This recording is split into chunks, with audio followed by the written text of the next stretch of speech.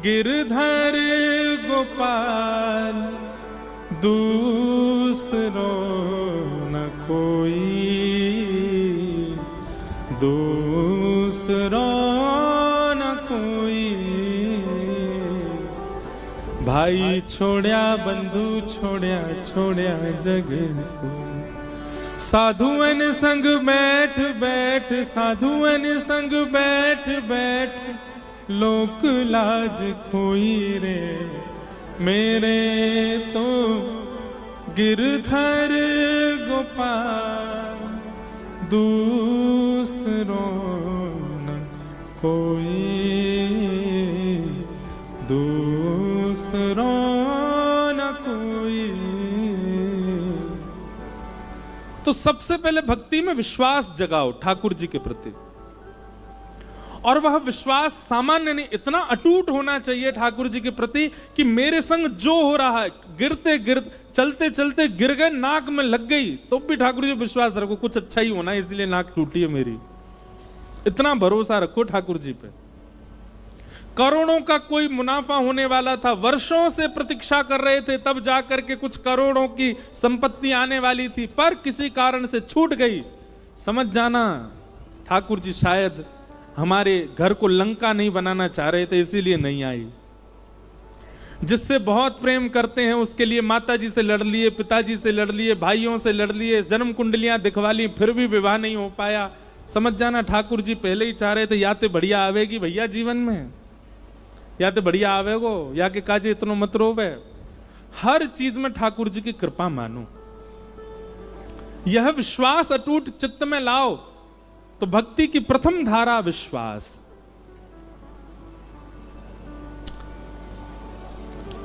पूज्य मलुकपीठ वाले महाराज जी कथा हम चलते फिरते सुनते रहते हैं, कुछ ना कुछ नवीन भाव मिलता है। आप एक दिन कथा में श्री मलुकदास जी का चरित्र बता रहे थे, और उस चरित्र में एक बहुत सुंदर कथा सुनाई, बहुत ध्यान से सुनना। महाराज जी सुना रहे थे कि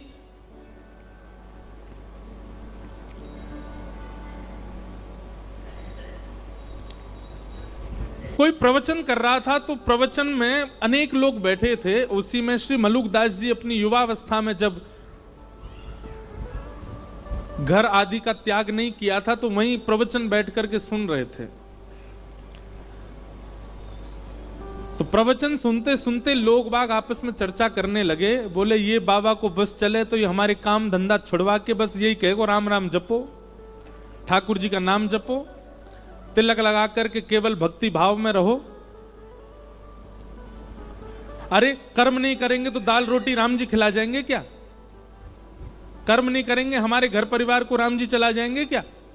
ये भी कथा वक्ताओं पे कोई काम नहीं है, बस एक ही बात कहते हैं, जहां ले चलोगे वहीं मैं चलूंगा। हैं ठाकुर जी जहां ले चलेंगे, ऐसे थोड़ी होता, कुछ अपने बुद्धि विवेक से भी तो करना पड़ेगा। ऐसे लोग चर्चा कर रहे थे और मलुकदास जी बैठ करके सुन रहे थे।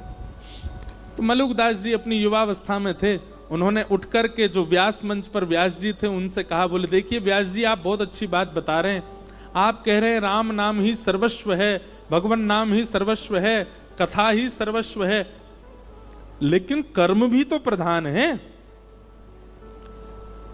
इन गांव वाले लोगों की बात भी गलत नहीं है, अगर हम कर्म नहीं करेंगे तो खाएंगे पिएंगे कैसे? सुंदरकांड भी कहती है देव देव आलसी पुकारा, देवताओं के भरोसे जो पड़ा रहता है कर्म नहीं करता वो आलसी कहलाता है। अगर हम कुछ ना करें केवल राम राम जपें तो राम जी हमारा घर थोड़ी चला देंगे, और घर चलाना बहुत दूर की बात, हमको रोटी राम जी थोड़ी खिला देंगे, वो तो हमको खुद ही खानी पड़ेगी, खुद ही मेहनत करनी पड़ेगी। तो व्यास जी ने कहा देखो भैया आपकी बात हम उसको प्रणाम करते हैं, पर अगर किसी के चित्त में अखंड विश्वास हो ठाकुर जी के प्रति, और ठाकुर जी के प्रति कोई संबंध उसका स्थापित हो गया हो, और वो ठाकुर जी पर इतना भरोसा कर ले, इतना विश्वास कर ले कि श्री राम जी ही मेरे सर्वस्व हैं, वो कुछ ना करे राम राम जपे, राम जी खिलाएंगे उसको। पहले बात तो सुन लो, ताली पहली बजा देते हो, पहले कथा तो पहले आगे बढ़ने दिया करो। व्यास जी ने मलुकदास जी, तो मलुकदास जी बोले ठीक है, मैं अटूट विश्वास के साथ आज से राम नाम जप में बैठ रहा हूं, और मैं गांव में नहीं बैठूंगा, मैं जंगल में जाऊंगा, और जंगल में भी बीहड़ जंगल में जाके बैठूंगा जहां मुझे कोई नहीं जानता हो, कोई नहीं पहचानता हो, जहां पर हिंसक जीवों के अलावा कोई आता ही ना हो। देखता हूं कि राम जी मुझे खिलाएंगे कि मुझे किसी जानवर को खिलवा देंगे। सब गांव के लोग बोले भैया अब प्रमाणित हो जाएगा कि राम नाम और भक्ति भाव ये प्रमाणित है कि नहीं। मलुकदास जी वन में गए और बीहड़ वन में गए, वहां पर एक विशाल वट का वृक्ष था। आसपास दूर दूर तक किसी के आने जाने का कोई मतलब ही नहीं था। एक सामने नदी बह रही थी। मलुकदास जी बोले यहां कोई नहीं आएगा, यहीं बैठ जाता हूं। और वृक्ष के ऊपर एक डाल के ऊपर बड़ी सी डाल थी, उसके ऊपर मलुकदास जी बैठ गए और राम राम राम राम जपने लगे।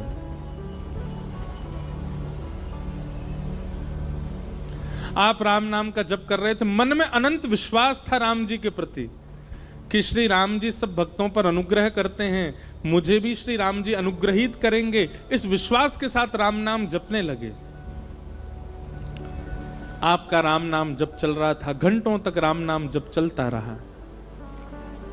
तभी कुछ यात्री घोड़ा पे बैठ करके वहां से निकलने लगे।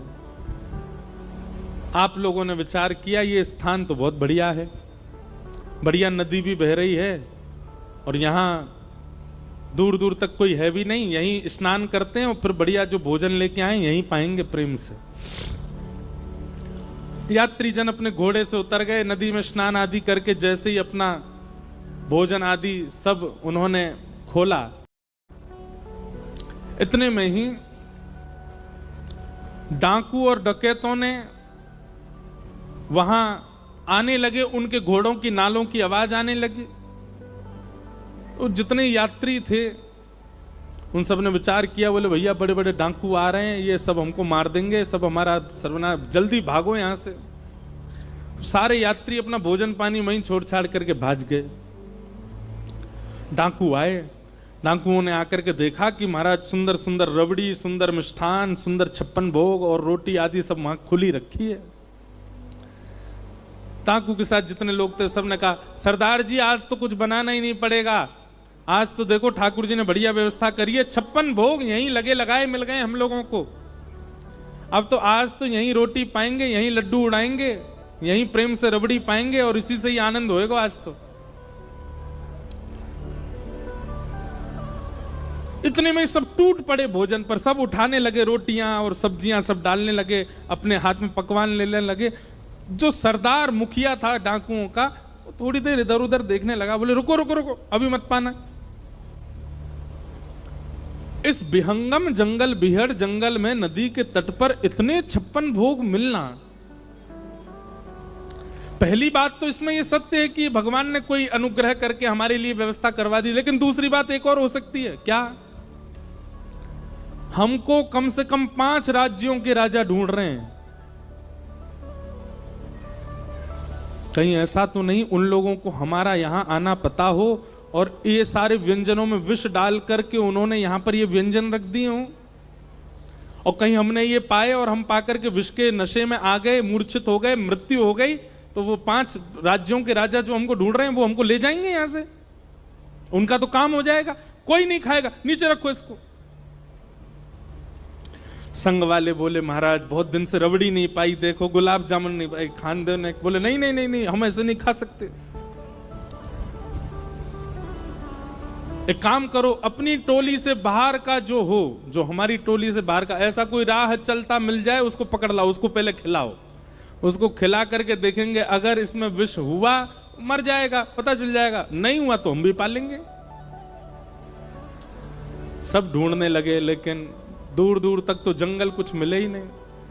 तभी सरदार की नजर गई, पेड़ के ऊपर श्री मलुकदास जी बैठे थे, राम राम राम राम राम राम जप रहे थे।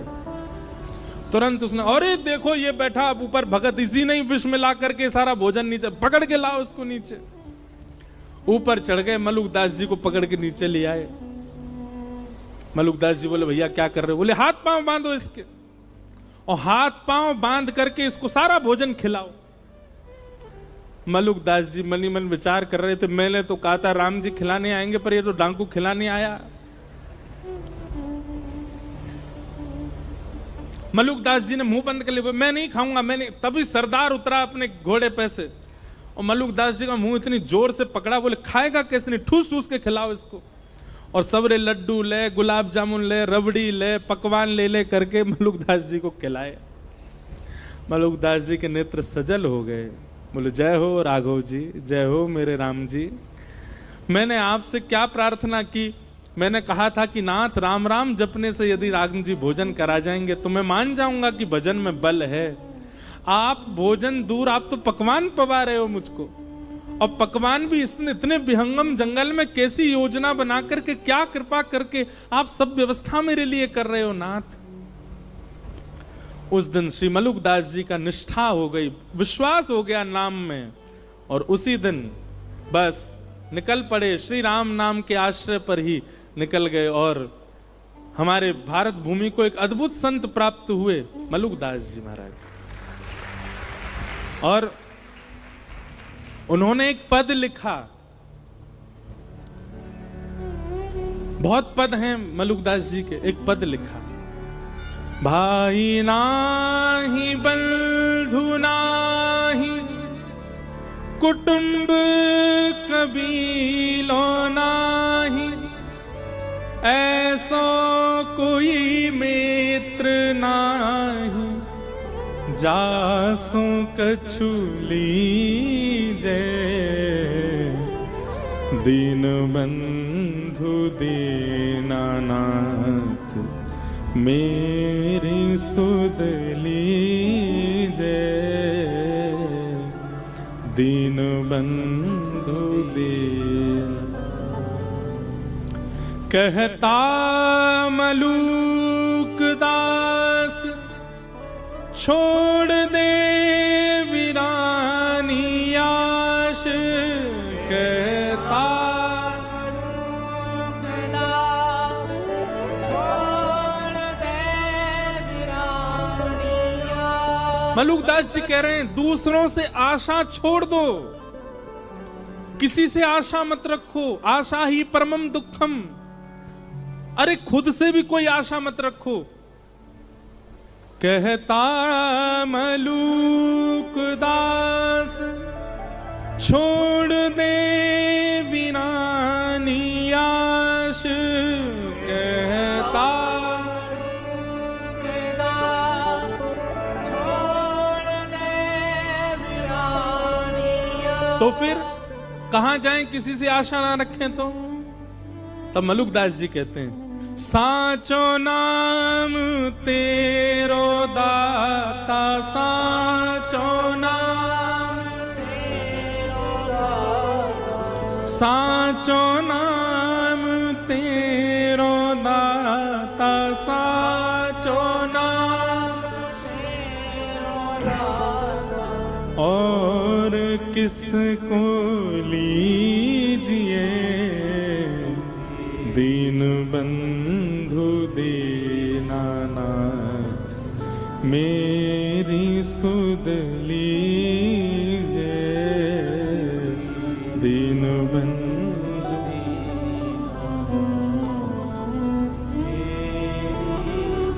तो भैया तीन बातों की गांठ मान लीजिए। सबसे पहला विश्वास, ठाकुर जी के प्रति इतना अटूट भरोसा कर लो कि बस अब उतना विश्वास किसी पे है ही नहीं, बस ठाकुर जी सर्वस्व हैं। मेरे संग जो हो रहा है, मेरे परिवार के साथ जो हो रहा है, वो सब ठाकुर जी मेरी श्रेष्ठता के लिए कर रहे हैं। मेरे पैर में चोट लगी, मुझे घाटा हुआ, मेरा ये छूट गया, मुझे ये मिल गया, कोई भलाई होगी मेरी। आप विश्वास मानिएगा, जिस दिन आप इतना विश्वास भरोसा ठाकुर जी पर कर लेते हैं ना, तो गलत और अच्छा ठाकुर जी नहीं करते हमारे साथ। पर जब हम हर क्रिया को ठाकुर जी की प्रसाद समझने लग जाते हैं, तो ठाकुर जी की दृष्टि पड़ती है। देखो कुछ भी हो रहा है इसके साथ, लेकिन ये फिर भी यही मानता है कि मेरी कृपा है। तब ठाकुर जी अनुग्रह करते हैं, दृष्टि भर के देख लेते हैं और सब मंगल होने लग जाता है।